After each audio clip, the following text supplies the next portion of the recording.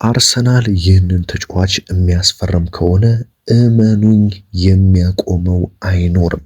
በተለይ ለአሰልጣኝ ሚኬል አርቴታና አሁን አርሰናል ለሚከተለው ያጫወት ዘይቤ 100% የሚመጥንና የሚሆን ተጫዋች ነው። ትናንትና ምሽት እንግዲህ አሰልጣኝ ሚኬል አርቴታ በዚህ የክረምት የዝውውር መስኮት ከሞርጋን ሮጀርስም በላይ በጣም በጥብቅ የሚፈልጉት ተጫዋች ይፋ ሆኗል። ስለዚህ እሱን እንመለከታለን። ዛሬ በተለይ በጣም ብዙ የዝውውር መረጃ ነው ያለው። ስለ ራፋኤል ሊያው የወጣ መረጃ አለ። ስለ ሞርጋን ሮጀርስ የወጣ አለ። የአርሰናሉ ኢታን ዋኔሪ ወዴት ሊሄድ እንደሚችል መረጃዎች እየወጡ ነው። ሊያንድሮ ትሮሳርድ እና ማርቲኔሊ እስከምን ደረሱ? በተለይ ትናንትና ትሮሳርድ ለአርሰናል ደጋፊዎች እንግዲህ መልእክት አስተላልፏል። ማረፊያውስ የት ይሆናል የሚለውን ጨምሮ የዕለቱን ወሳኝ የዝውውር መረጃዎች እንግዲህ እንደተለመደው ወደ እናንተ ላደርስ ነው። ውድ አድማጭ ተመልካቾቼ አብርሃም ፍቅሬ ነኝ። በያላችሁበት ሰላም እየተመኘው ቪዲዮ ላይክ ይደረግ፣ ሰብስክራይብ አላደረጋችሁም ሰብስክራይብ በማድረግ ቤተሰብ መሆን አትርሱ። በቀጥታ እንግዲህ ወደ መረጃዎቹ ነው የምወስዳችሁ። ትናንትና ምሽት እንግዲህ አሰልጣኝ ሚኬል አርቴታ በአርሰናል ቤት በዚህ ክረምት ትልቁ የዝውውር እቅዳቸው 2 ተጫዋቾች እንደሆኑ ይፋ ተደርጓል።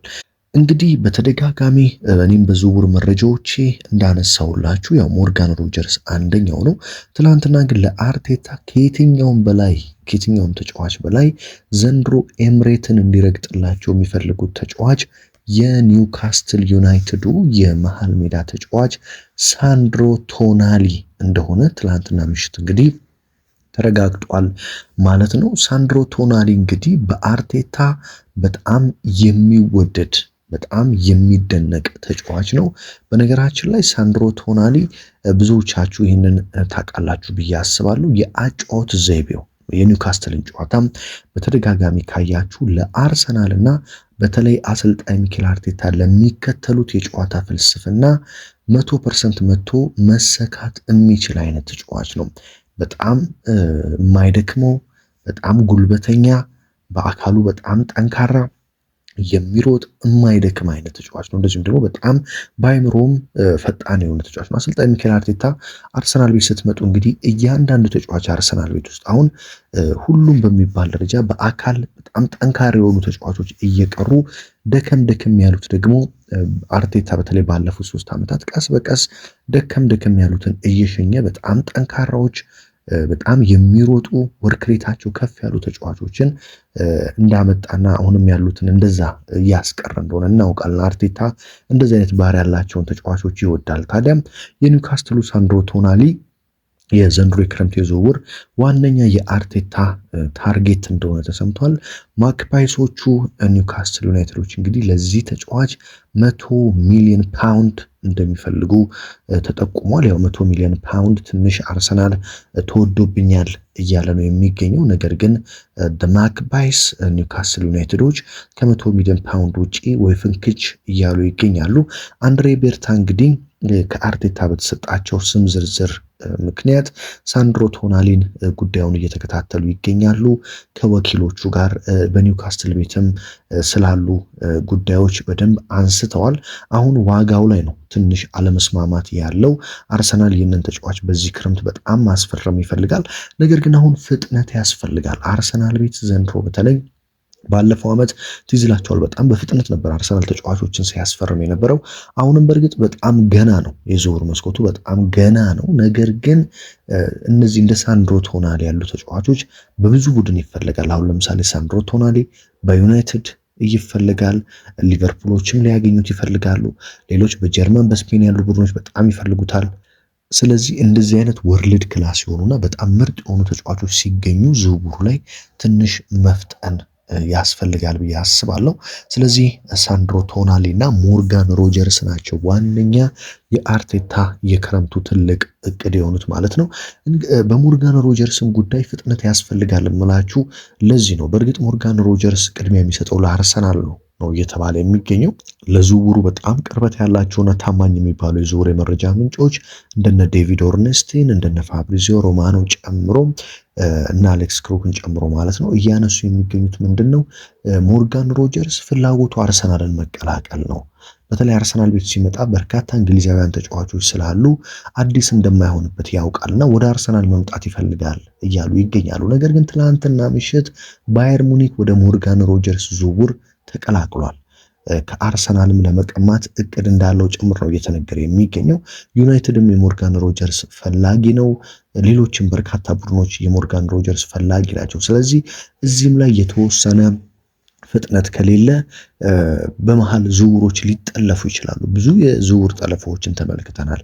አንዱ አስፈረሙ ሲባል ሌላኛው ሲቀማ እንግዲህ በቅርብ ዓመታት የተመለከትናቸው ስለሆኑ አሰልጣኝ ሚኬል አርቴታና አንድሬ ቤርታ በተለይ ሮጀርስ እና ቶናሊ ላይ መፍጠን አለባቸው። ለኔ ቶናሊና ሮጀርስ አርሰናል ቤት መጡ ማለት በእርግጠኝነት የምነግራችሁ አርሰናልን ለቀጣይ በርካታ ዓመታት የሚያቆመውን ቡድን ማግኘት ከባድ ነው የሚሆነው ቶናሊና ሮጀርስን የሚያገኝ ከሆነ። እንዲሁም በጣም ምርጥ የሆነ ቡድን ነው ያለው አሁን ስብስቡ በጣም ሰፊ ስኳድ ያለው ስብስብ ነው አርሰናል።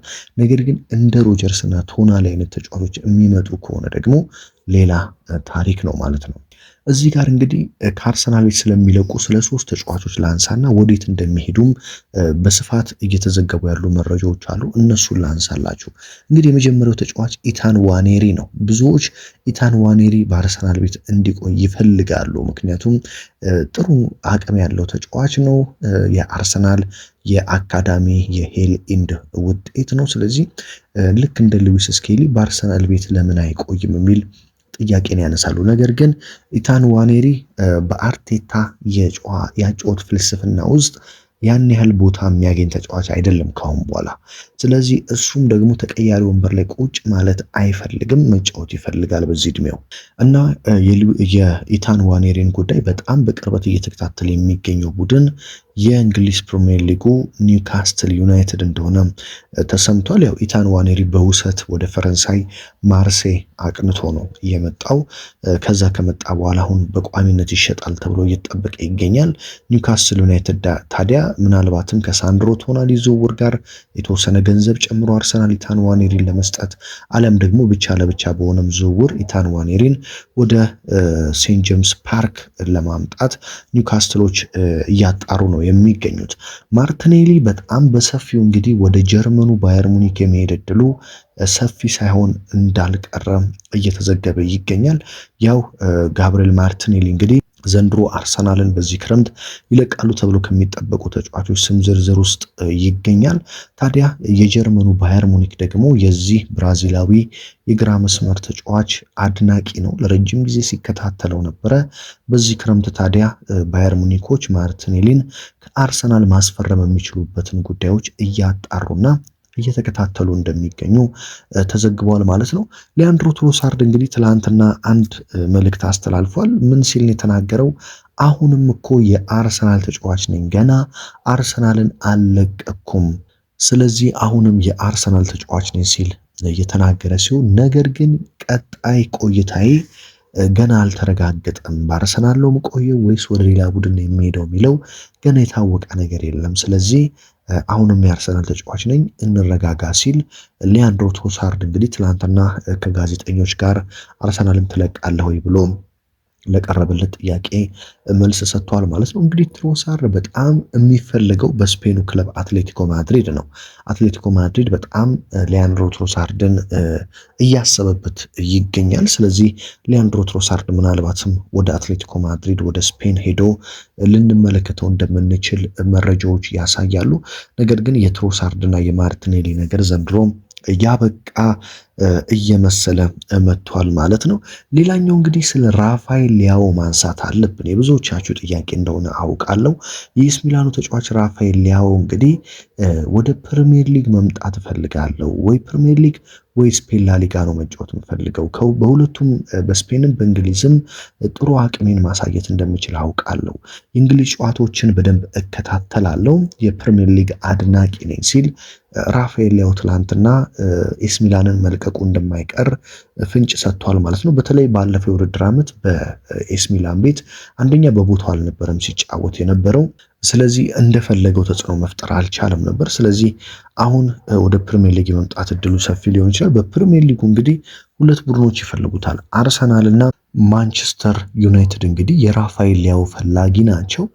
ነገር ግን አርሰናል በዚህ በተለይ በመስመር ማጥቃቱ ጉዳይ ላይ በጣም ጥንቃቄ መውሰድ ይፈልጋል። አሰልጣኝ ሚኬል አርቴታ ልክ እንደ ኖኒ ማዱኬ አይነት የተቀያሪ ወንበር ተጫዋች አይደለም። በመጀመሪያ ደረጃ የሚፈልጉት ቋሚ የሚሆን ሱፐርስታር የሆነ ልክ እንደ ቡካዮ ሳካ በቋሚነት በአርሰናል ቤት የግራ መስመሩን የሚመራ ተጫዋች ነው የሚፈልጉት። ስለዚህ ገበያውን በደንብ ማየት ይፈልጋሉ። አሰልጣኝ ሚኬል አርቴታም ቅድሚያ የሚሰጧቸው ተጫዋቾች አሉ፣ ልክ እንደ ሞርጋን ሮጀርስ ያሉ ተጫዋቾች ማለት ነው።